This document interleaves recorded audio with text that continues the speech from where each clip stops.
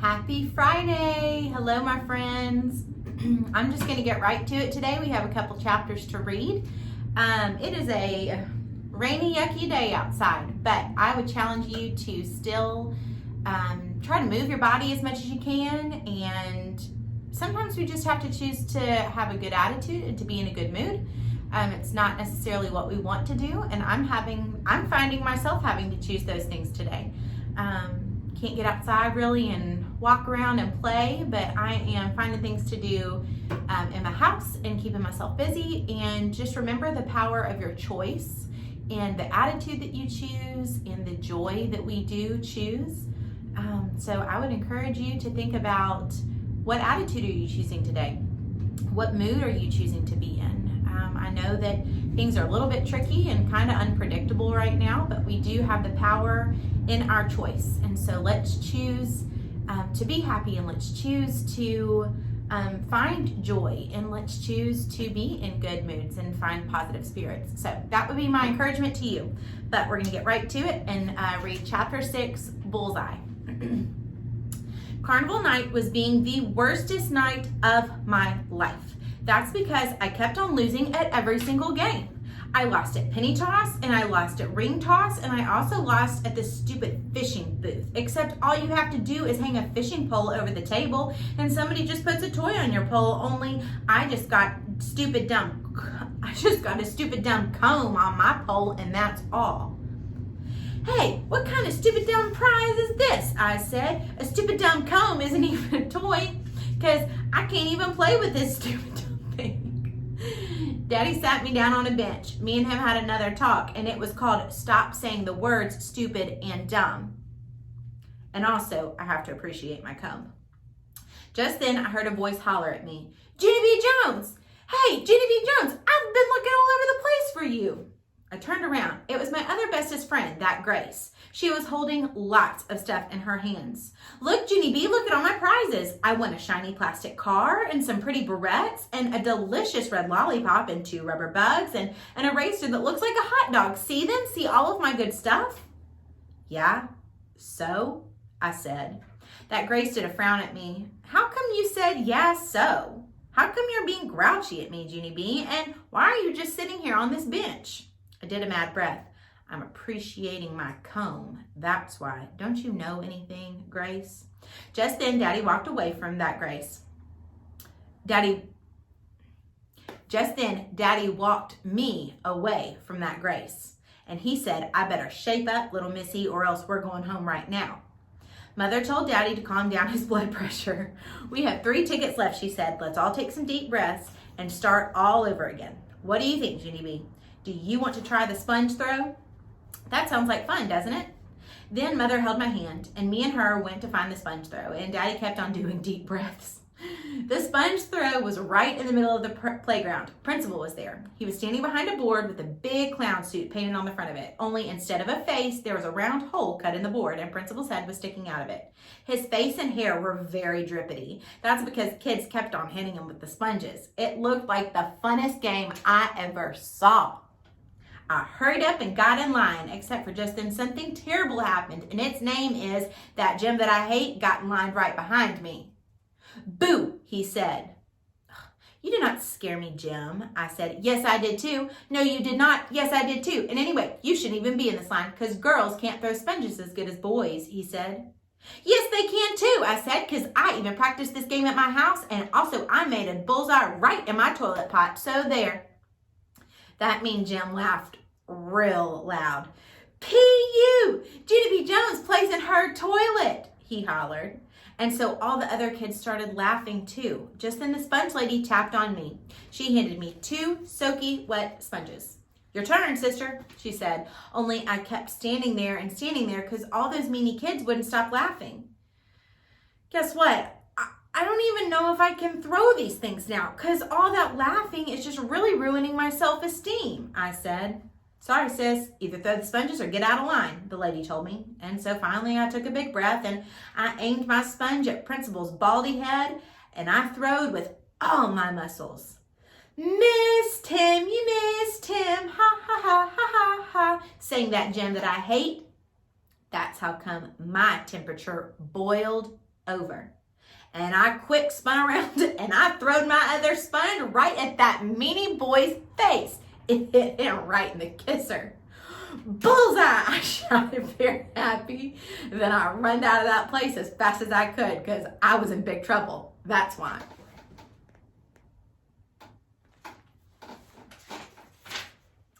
Junie B. Jones, yelled Mother. Junie B. Jones, yelled Daddy. I run and run till I saw the giant moonwalk tent. Then I quick climbed inside of it and I throwed my shoes out the door because no shoes allowed in that thing. The moonwalk tent is like a big puffy house. You can jump far and wide in that place. I jumped and jumped till sweat came on my head. This is the funnest jumping thing I ever saw, I said very springy. Except for just then the tent lady blew her whistle. Time's up, she yelled. I peeked out the door. Mother and Daddy were waiting for me. They weren't smiling. I think I'll just stay in here, I said. Only just then Daddy came over and he lifted me right out the door. I smiled very pleasant. Hello, how are you today? I said, but Daddy didn't say hello. He just carried me right back to that mean Jim. Then he made me say apology to him and also to his mother. Sorry I throwed a sponge at your meanie boy's face, I said. Daddy rolled his eyes way far back in his head. He carried me back to the moonwalk tent again. Get your shoes, he said. We're going home. Yeah, only I was just starting to have fun, I said. Plus, I didn't even get to do the cakewalk yet. It is in my very own room 9. I told you to get your shoes, said Daddy very grumpy. And so I went to the shoe pile, but I could only find one shoe and not the other one. I tapped on the tent lady. Can you help me find my other shoe? See what they look like? They are shiny and black with a strap that buckles. Their name is Pat and Leather. Then me and her and Mother and Daddy looked for my other shoe, but we couldn't find it anywhere. Darn it, I said. Now my feet are ruined. Started to cry a teeny bit. Then Daddy smoothed my hair and he said the word, don't worry. You and Mother go on to the cakewalk, he said. I'll stay here and find your other shoe. And so then Mother holded my hand and me and her walked to room 9 with just Pat and no leather. Chapter 7, winning. Make a prediction. What do you think is going to happen in this chapter based on that chapter title? Room 9 looked very fun. Music was playing in that place and children were marching in a circle. They were stepping on big squares of paper with numbers on them. That's the cakewalk, Mother explained. You walk around in a circle until the lady stops the music. Then she pulls a number out of a hat, and if you're standing on the square with the same number, you win a cake. Mother pointed to a table with cakes on it. See all the delicious cakes you have to choose from, she said. Look at all the delicious cakes. Then my mouth got very watering, and I did a little bit of drool on myself. All of a sudden, the music stopped, and all of the children stopped too. The cake lady reached into her hat. She pulled out a number. Number 5, she said.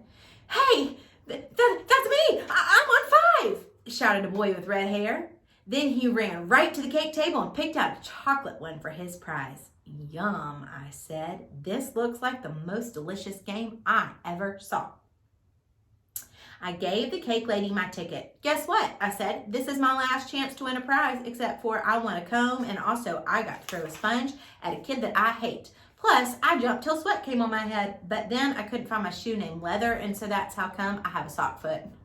The lady looked funny at me. Okay, well, good luck to you, she said. Good luck to you too, I said back. Then I skipped very fast to the squares with the numbers on them. Okay, ready anytime you are. I yelled, but the cake lady kept on waiting and waiting for other kids to come.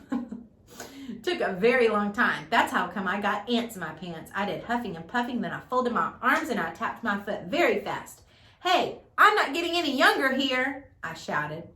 Finally, the cake lady clapped her hands. Boys and girls, I'm going to start the music now, and I would like you to march in an orderly circle. But remember, as soon as the music stops, you stop too.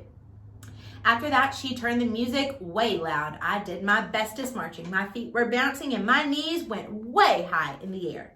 Then all of a sudden, just like before, the music stopped and all of the children stopped too. The cake lady reached into her hat. Number 3, she hollered. I looked down at my square. Hey, it's me. Look, I'm standing on number 3, and so I'm the winner, I think. Mother clapped her hands. It you. You are the winner, she yelled. She had relief on her face. Go pick out a cake, any cake that you want, she said. I zoomed to the cake table and looked at all the yummy flavors. There was chocolate and orange and lemon and white and coconutty and cupcakes and donuts and brownies. Also, there was a secret cake wrapped in shiny aluminum foil. What kind is that one? I asked. The cake lady wrinkled her nose. I don't think you want that one. That one's a fruit cake, she said. I smiled real big.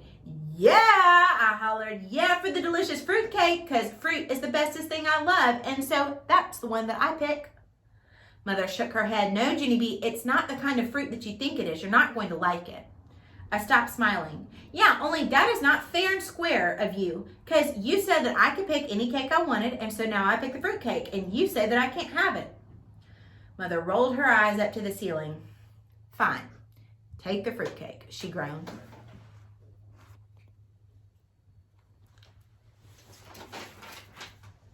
She lifted it off the table for me. No, me, I want to carry it, I hollered. It's very heavy, said Mother. Yeah, only that's how come I have muscly muscles in my arm, I explained. I bended my arm to show her. See my muscle bump? That's how strong I am. Finally, Mother put the cake in my arms. It dropped on the floor. Whoa, I said, that's the strongest fruit I ever felt. Now, do you want me to carry it? Mother asked. No, I said, because I just got a great idea in my head. Then I put my heavy cake of fruit right down on the floor, and I dragged it right out of room 9. Chapter 8, the most usefulest cake I love. I dragged my fruit cake down the hall. Mother walked behind me. Her cheeks were sucked into her head. Want to drag it? Want to drag my cake of fruit? I asked her. Mother said the word of, I'll pass. That's how come I dragged my fruit cake to the moonwalk tent. All by myself, and guess what? Daddy was waiting with my other shoe. It had gotten stuck under that big tent. And we didn't even see it there. I put it on my foot. Hooray! I said, now everything is happily ever after, because I have my shoes named Pat and Leather, and also I have a delicious cake of fruit. See it, Daddy? See the cake that I won? Daddy looked at my cake in shiny aluminum. Then he looked at Mother. He shook his head very slow. No, don't tell me. Mother rocked back and forth on her feet. Yup, she said. Daddy closed his eyes. You mean she picked a fruitcake, said Mother. I jumped way high in the air again. Yeah, a fruitcake. I picked a fruitcake, and now I would like to see what it looks like, only I can't even lift this big guy off the ground. Daddy picked it up and set it on the table. I pulled off the aluminum foil. Then I just stared and stared at that thing. It was brownish and slickish, and there was slippery shine on the top. It got rotted, I said very quick. Very quiet. Mother smiled a little bit. It's not rotten, Junie B, she said. That's just the way that a fruitcake looks. I looked closer at it. Yeah, only I don't even see any fruits on this gunky thing. Daddy pinched off a little piece of it for me to look at. He showed me some hard green things and some hard yellow things and some hard red things, and he said that those were the fruits. Put my tongue on a green one. Ugh, I said, yuck. Just then I heard a voice. Junie B, look what I won at the cakewalk. I turned around. It was my bestest friend, Lucille. She was running at me with a box of fluffy white cupcakes. They had beautiful rainbow sprinkles on them. See, Junie B, see how delicious they look, said Lucille. Yeah, so? I said. Lucille looked on the table where my cake was. What's that? Did you win a cake too? Can I see it, please? I jumped in front of it. No, you cannot, I said. Only Lucille stood on her tippy toes and she peeked right around my shoulder. She made a sick face. Ugh, she said. What happened to it? Nothing happened to it. That's what, I said back. I quick put the aluminum foil back on it again. Then I climbed up on the table bench and I pumped my muscles and I lifted my fruitcake way high in the air.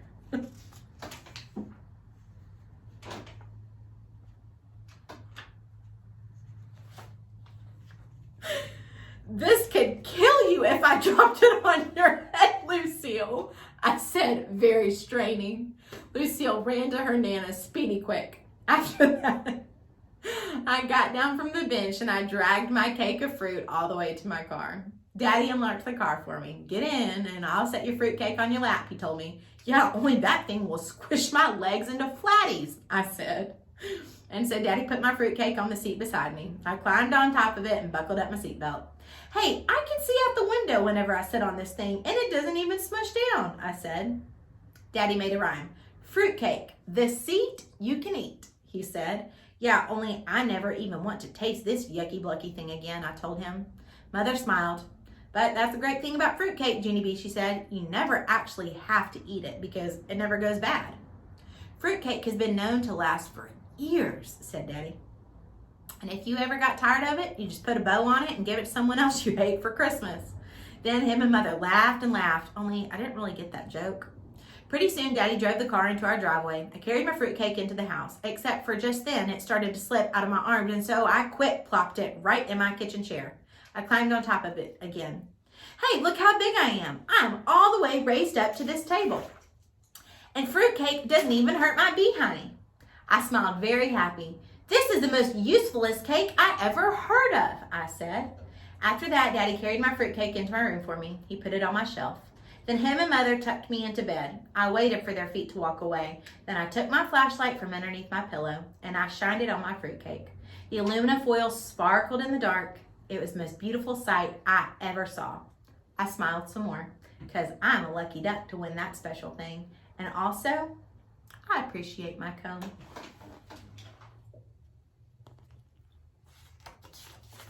The end. So that was Yucky Blucky Fruitcake. Maybe we'll start another book next week. We'll see how it goes. I love you. I'm thinking about you. I hope that you have a great weekend. I'm praying for you, and I will keep you posted with anything else that I can think of or hear, but I'm happy to see you today, and I will see you here on Monday.